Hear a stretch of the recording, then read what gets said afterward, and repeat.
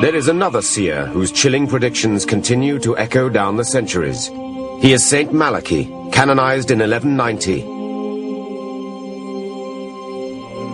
Malachy was a reforming Catholic prelate born in Armagh in 1094. On a visit to Rome, he was struck by a vision. Before him appeared a series of Latin phrases identifying the 111 popes who would rule the Catholic Church until the end of time. He uttered 111 Latin mottos, which are supposed to represent the nature, the name, or destiny, or the coat of arms of every pope until Judgment Day. Many of the phrases are considered too precise to be the results of chance. John the 23rd, the 107th pope in the prophecy, is referred to as Pastor et Nortam, priest and sailor. Before becoming pope in 1958, he was the Patriarch of Venice.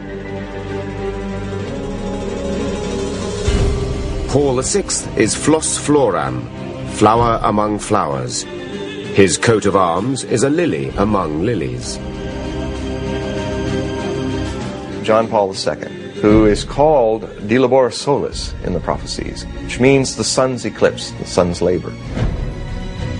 He is the only pontiff on the list that was born on an eclipse and later entombed during an eclipse. And the 111th, the final pope in the prophecy? De Gloria Olivae, from the glory of the olive. That's the current Benedict XVI. At the end of the list, Malachy is said to have uttered a final doom-laden phrase, this one unnumbered. During the final persecution, the seat of the Holy Roman Church will be occupied by Peter the Roman, who will feed the sheep in many tribulations, after which the seven-hilled city will be destroyed, and the terrible judge will judge his people. The end. Is Malachy describing the end of the Catholic Church, or the end of the world? Is Peter the Roman the last pope who will follow the current pontiff, Benedict XVI? Some experts consider that since the motto is unnumbered, they are actually one and the same. Saint Malachy claims that he had a spiritual experience one day, and while in a trance, God showed him all of the popes that would exist from his time until the last pope. Malachy was given a prophecy of 112 popes. And in these 112 popes, there were given signs, little clues as to the identity of each one, all 112. Well, the writings of Malachy were stored away in a vault by one of the popes for about 300 years. They didn't have printing presses in those days, so the possibility of circulating the writings of St. Malachy were very small. But when Gutenberg invented the printing press, all of a sudden someone printed the prophecies of St. Malachi.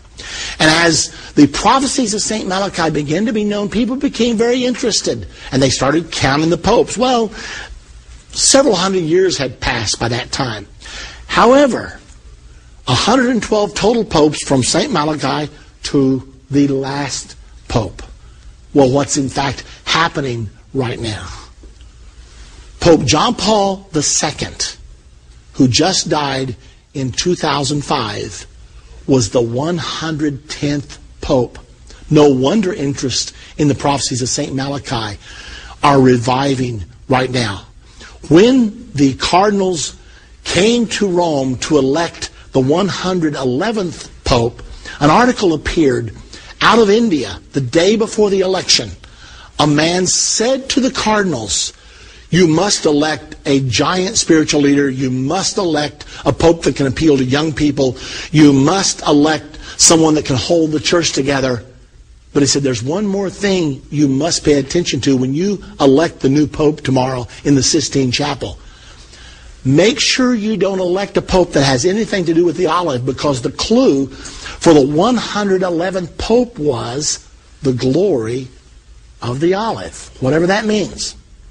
Well, the conclave was held, the white smoke came out of the Sistine Chapel chimney, and the word went out, we have a pope. When the identity of the pope was disclosed, it was Cardinal Ratzinger of Germany, and everybody thought, glory of the olive. Has nothing to do with it. I mean, You've never heard of a Ratzinger olive, I'm sure. And so everybody thought, surely not. This doesn't have anything to do with anything, even though he's the 111th Pope. Everybody was interested, though, in finding out what his name would be that he would rule under. You know, when popes are elected, they don't rule under their own name. They take a name like Pope John XXIII or Pope Pius XII, the last one, Pope John Paul II. So everybody wondered, how will Cardinal Ratzinger rule the church? What name? Because when a man picks a name, it usually is indicative of something that means something special to him. Well, the announcement was made the next day that the Pope would rule under the name of Benedict XVI. And everybody wondered, what's that got to do with anything? Saint Benedict was the patron saint of Europe. He was a very powerful man, and he gave birth to a powerful order called the Benedictine Order. Well, the Benedictine Order has been powerful in the Roman Catholic Church for a long time, and it has a symbol. You may be interested to know. And by now you've guessed it. The symbol of the Benedictine order is the olive. So he chose the glory of the olive. Now that he's the Pope representing the Benedictine order.